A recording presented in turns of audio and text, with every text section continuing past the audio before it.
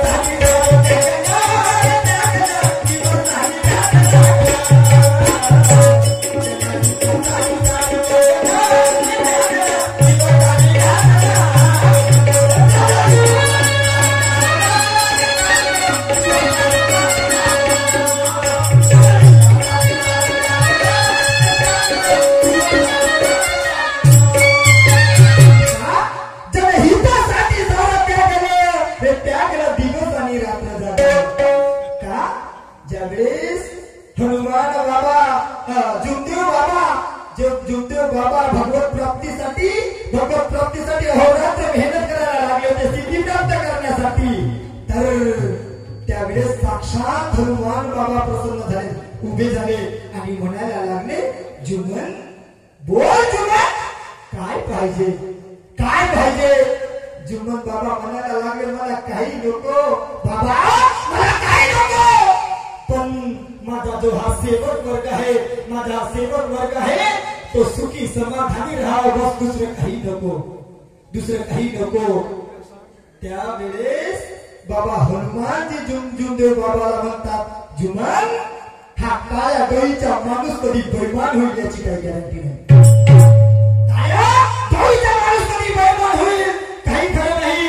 पण त्यावेळेस जुमन बाबा नाही काही झालं तरी चालेल पण माझा सेवक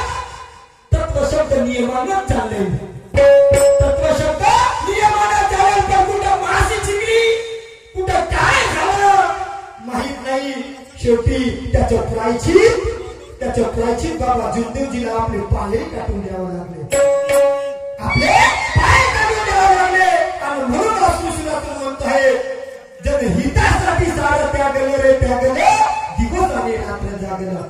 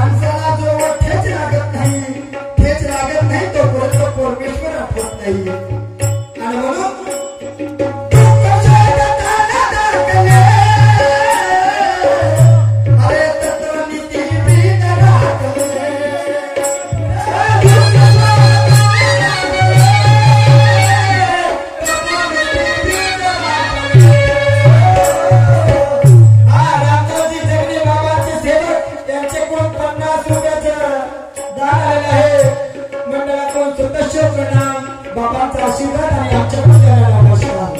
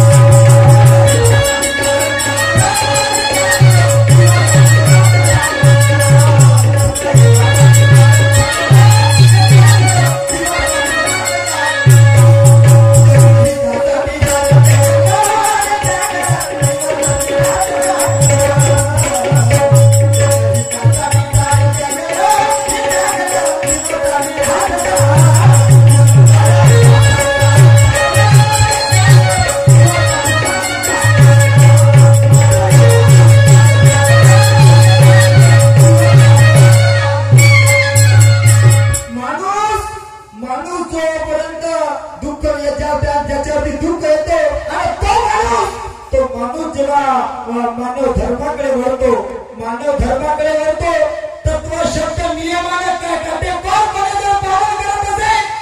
मी म्हणतोय ना, आज हा धरतीच्या पाठीवरती एवढा धर्म नसेल तो म्हणजे मानव धर्म आहे.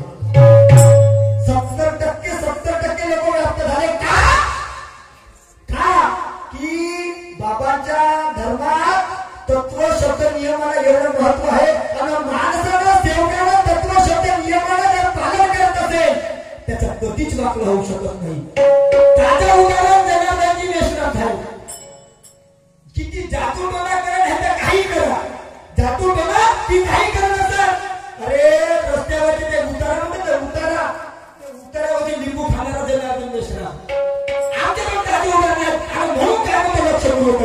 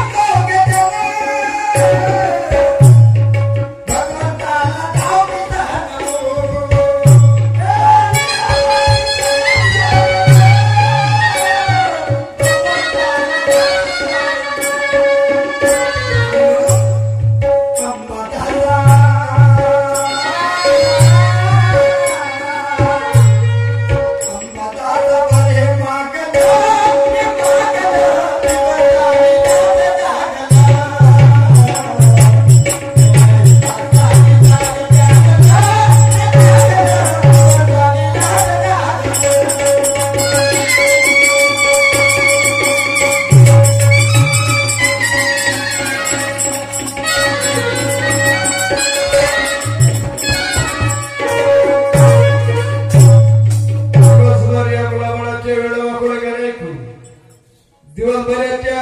खेळाडूंच्या कार्यक्रमाला सहकार्य दिले त्याबद्दल आयोजकांना